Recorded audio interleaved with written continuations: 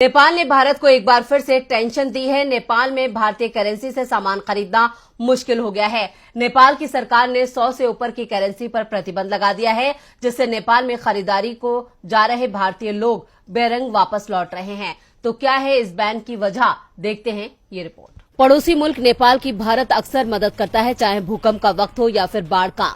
भारत ने हमेशा ही नेपाल की तरफ मदद का हाथ बढ़ाया है, लेकिन पड़ोसी देश ने भारत की मुश्किलें बढ़ाने का काम किया है।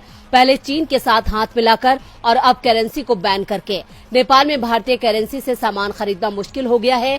नेपाल की सरकार ने 100 से ऊपर की भारतीय करेंसी पर प्रतिबंध लगा दिया है। दरअसल नेपाल में भारत की 100 से ऊपर की करेंसी प्रतिबंधित है। साल 2020-21 में इस संबंध में आदेश पारित किया गया था, लेकिन इस विधेयक को अब सख्ती से लागू किया जा रहा है। इसी के चलते नेपाली व्यापारी भारतीय करेंसी लेने से मना कर रहे हैं। इसके पीछे राजनीतिक कारण भी अहम माना जा रहा है।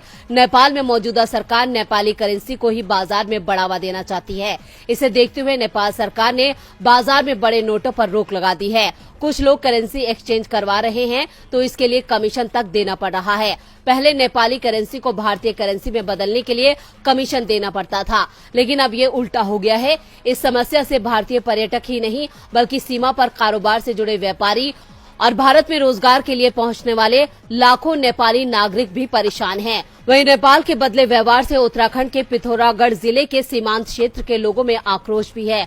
लोगों ने कहा कि नेपाल में सालों से भारतीय करेंसी से खरीदारी होती रही है।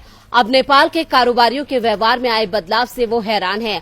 पड़ोसी देश नेपाल के बाजार में व्यापारी इन दिनों भारतीय रुपया नहीं ले रहे हैं। नेपाल के इस रुख से लोगों की समस्या बढ़ती जा रही है।